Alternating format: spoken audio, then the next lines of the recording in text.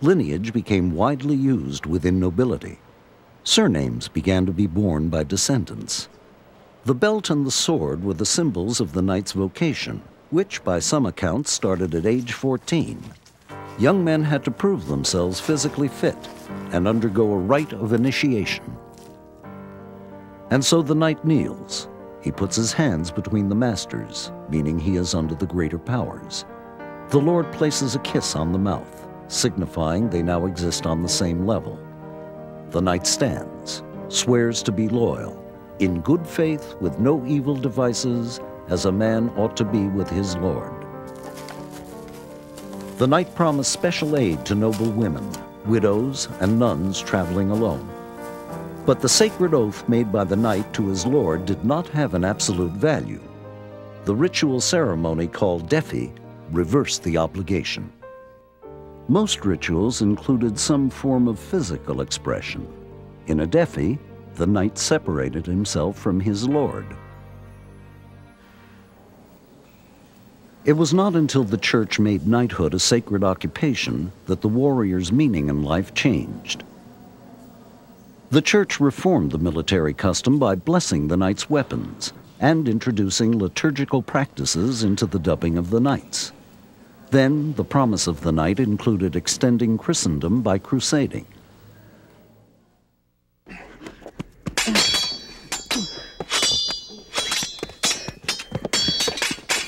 The surplus of agriculture was used for the manufacture of better equipment for the knights, which included the armor, the hauberk, helmet, and shield.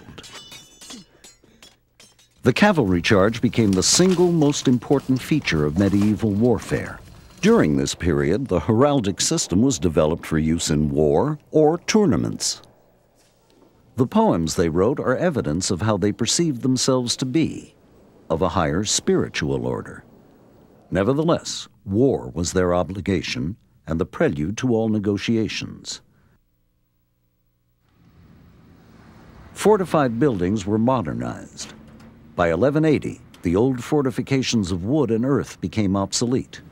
The Curia had begun building churches from stone, and the secular world took after their initiative. But soon enough, counterattack strategies included the employment of better trained miners to make breaches in the stone walls. In the fields, the crossbow was exceptionally effective. Not even the most protected princes were safe from its deadly impact. The Pope attempted to ban them, but after 1150 they were widespread. The papacy also called for the elimination of mercenaries, perhaps one of the most feared elements of war. According to the church, they were heretics. These men, like knights, used horses for their attacks, a principle that made knights stress their own noble virtues in order to set themselves apart from the lonely riders. But in practical terms, both knights and mercenaries accepted money for their work. It was Charlemagne who introduced the use of silver coinage. With a revival of the money economy before the year 1000, these coins circulated more rapidly. Money eased all transactions. From payments to calculations for the price of one's salvation, it became a necessity. Monetary circulation widened the gap between rich and poor. However, rich and poor alike ran into debt and borrowed from townspeople or usurers. 12th century immigrants experienced acute poverty at their arrival to the town suburbs. There was a high child mortality rate. With money, heresy grew uncontrollably. The dependence on the divine was suddenly replaced by coinage. And with money came construction. Roads, bridges, and the acquisition of better horses transformed transportation and communications. Taxes were levied at important intersections of major trade routes. The money system and the administrative structure of the state created by the clergy ensured the stability of the social order. In other areas, society faced new challenges. In around 1140, Suger, abbot of Saint-Denis, thought the monks had a superior system of administration. Even though there are few details of how this system worked, Suger's biography on Louis VI gives an idea of its limitations. In that biography, All numbers higher than 100 were approximate and symbolic. But perhaps the numeric obstructions were not the monks' fault. Counting was seen as a vulgar activity, the concern of tax collectors or servants. With the danger of traveling with large amounts of money, the king decided to leave behind his possessions. This led to centralization. The control of the population from one single geographical point gave birth to an educated elite. By the end of the 12th century, no baron could afford to be ignorant. Territorial princes took the time to learn how to read. During the reign of Louis VII, a new image of the French king emerged. Louis VII was the first Capetian to fight in the East, where the Latin kingdom of Jerusalem was under pressure from Islam. Even though he lost, he unified France on his return. At home, Louis VII was the king of peace. His dynasty adopted the fleur-de-lis as its emblem. In a trip to Burgundy after his return from the crusade in the East, he said, "We have come because the long absence of a king in this land of Burgundy has left its inhabitants without the discipline of a just ruler. Consequently, lords with any power at all could fight each other, oppress the weak, and ravage the possessions of the church."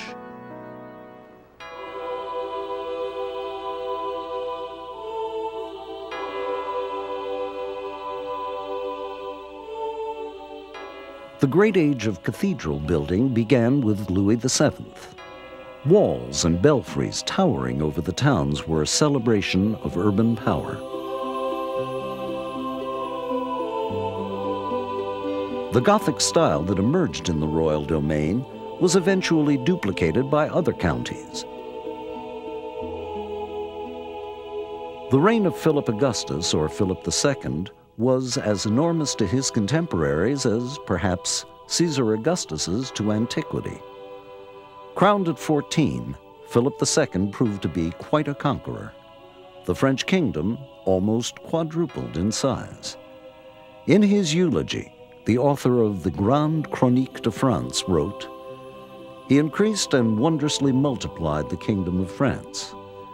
As a special devotional privilege, he guarded and defended the Church of Saint-Denis of France above all others, as if it was his own chamber, and on many occasions his actions displayed the especial love he had for the martyrs and their church."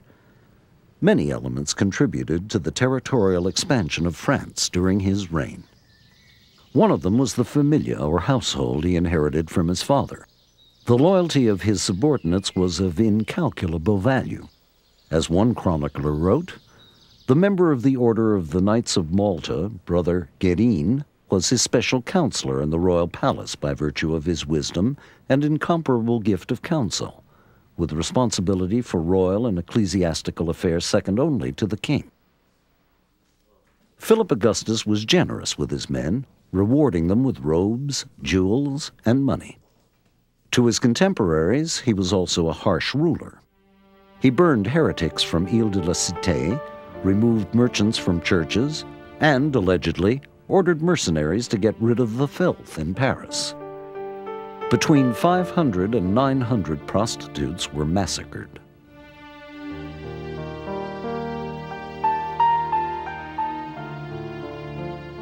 Philip Augustus, Henry II of England, and Frederick of Barbarossa led the Third Crusade.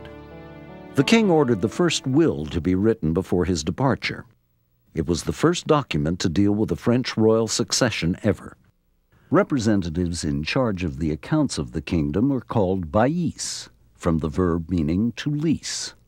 The royal powers were entrusted to their care. Philip Augustus.